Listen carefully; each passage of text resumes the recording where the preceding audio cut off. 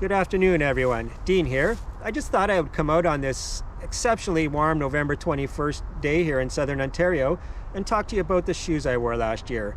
I made a video at the beginning of the year talking about my 510 Kestrel Pros, and I said I would make a follow-up video at the end of the year, let you know what I thought about them. So that's what I'm going to do today.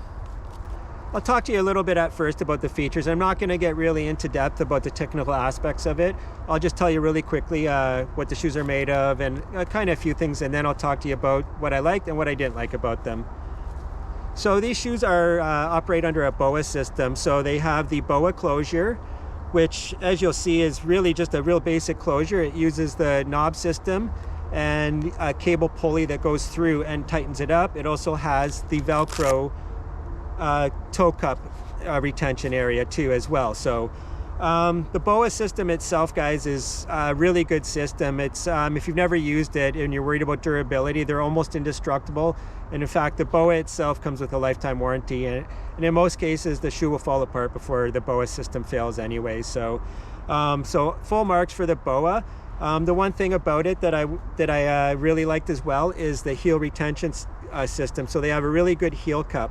I found that I probably could have used a half size smaller. I just wasn't able to get a half size smaller, and I still had no problems with heel slippage at all. The shoe itself is made out of synthetic materials, no leather, anything like that.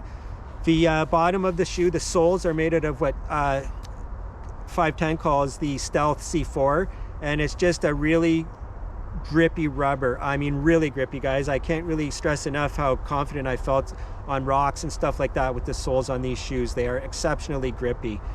The only thing I would mention while I'm thinking about it is because they are so grippy, they tend to get little rocks stuck in them, embedded in them. So if you are going into a house, your house, somebody else's house, just double check you don't have anything stuck in the bottom of this shoe and you don't scratch up someone's floor or a business floor or something like that. So that's just one thing. I also like the insole that they come with. They come with a good orthopedic insole and textile lining, so kind of like a little sock lining, and it just makes them really comfortable. And as far as durability goes, guys, I can't say enough about how durable these are. These shoes have held up with flying colors. Not one thing has seemed to fail on them at all. There's a couple areas that broke down a bit, and I'll show you that when I talk about what I didn't like about them, or kind of the cons, I guess. But overall, just a really durable shoe. Pretty comfortable too. When I took them out of the box, I was a little concerned that they are a little bit heavy, a little bit clunky, and I was a little concerned about the comfort overall. And really, as far as comfort goes, I've heard a couple of people say they thought they weren't that comfortable for walking around. And I guess if you were doing a lot of hiking, that they probably wouldn't be comfortable. But in all fairness, they are cycling shoes, guys, so that shouldn't really be the most important part of the shoe. Having said that, I've done plenty of hike-a-bike, as you'll see, and I never had any issues with the comfort. So I really overall like the shoe. I have been thinking about trying something else out, and that's where we'll start talking about what I didn't like about the shoe. So what I really didn't like about the shoe, guys, is the heaviness, like that I've already mentioned, the weight, and the breathability. They do have perforation in the uppers, but they just don't allow enough airflow, in my opinion. So that's the only reasons I would consider moving to a different shoe, is the weight and the breathability of the shoe. But having said that, the shoes have held up so well that I really almost can't justify getting another shoe right now, even though I am looking at a couple other shoes. I've been thinking a lot, been thinking about my experience with hockey skates and stuff like that, and I've been looking at some shoes similar to this, and even this shoe exactly the same except without the BOA and the Velcro, and having a lace-up shoe. The benefit of a lace-up shoe is you can often get it a little more customized to your fit. It'll fit a little more snugly, kind of like a glove is the best way I can describe it. If you played any hockey, you would probably understand what I'm talking about. But like I said, guys, the shoes have held up so well, I really just can't even justify right now spending more money on shoes, to be honest with you. So I think I'm going to stick them out for the next season coming up, and then shortly before the end of the season, I'm going to make a decision on what I'm going to do, because I am going to do the Great Divide in 2024, and if I'm going to wear new shoes, I want to break them in the season before. So we'll see what happens. Like I said, as you can see, guys, these things are in amazing shape. I really haven't even cleaned them or anything. They really just hold up really well. I was going to wash them before I came to talk about them, but really can't clean them up that much more, and I really wanted to see you guys to see what they look like after a full season of wearing them. So I mean, I've wiped them down a couple times, of course, you know, when they've gotten really muddy before I brought them in the house. But like I said, guys, the durability on these is amazing. The negatives I've given to them, the weight and the breathability, I can kind of live with those. They weren't so bad, guys, that I was like having to stop and rip my shoes off and take my socks off and, you know, cool down or anything like that. So it's just compared. I'm used to wearing full-on XC mountain bike shoes, so they're a lot lighter. They have a lot more breathability. But overall, I would say that if I did switch to a lace-up shoe for touring, I would definitely keep these for mountain biking, which I want to get back to in the future. So if you are looking for a good shoe, I highly recommend them. What I should mention too, a part of why I actually was first attracted to these is because they're really stiff. The sole on them is super stiff. Like, I'm actually putting some force onto that, guys. And they are super stiff, which is something I've been using. I've been riding a clipped. Oh yeah, I should also mention that these are SPD, so I do clip in. I've been riding clipped in since around 87, 88.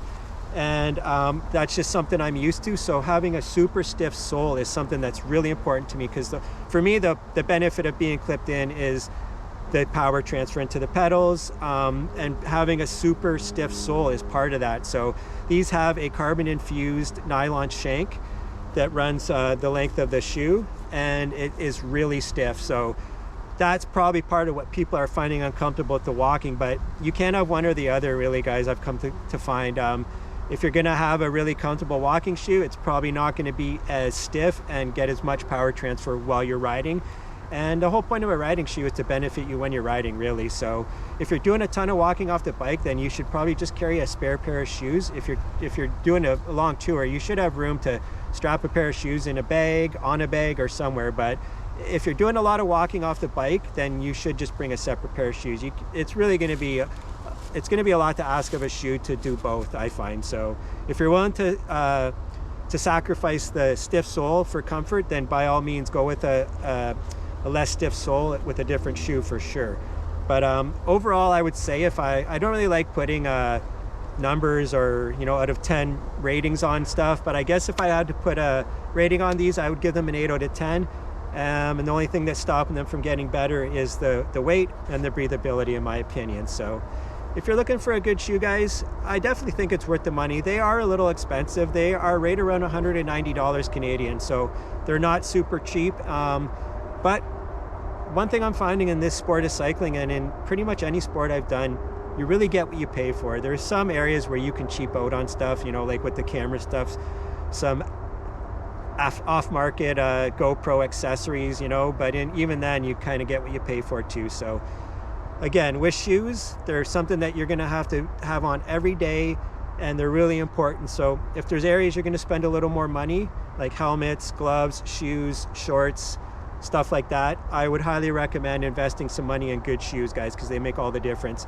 Even if you're not riding clipped in, getting a pair of shoes with, even if they're not this stiff, with a somewhat stiff sole is going to make all the difference in the world. Your feet won't get as sore by the end of the day from them being on the pedals as well.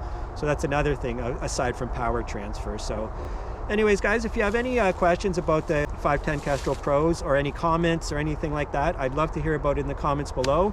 But aside from that, I thought I would just kind of give you guys a quick update on what's happening, because this, unfortunately, since I started my YouTube channel 3 years ago, the winters have been a real downtime for me, and I wasn't able to get an automobile, a car, a van like I was hoping to. So this winter is going to be kind of hard again, but I'm going to do a few more gear review videos. It looks like we have about a week of really nice weather like this. So there's a few pieces of gear that I haven't touched on that I've really put through their paces, and I know people really appreciate the gear videos. So I'm definitely going to do a few more of those, and I'm working on getting my passport again. So I'm hoping to be able to maybe later on in the winter do some trips down into Arizona, New Mexico. Fingers crossed, guys.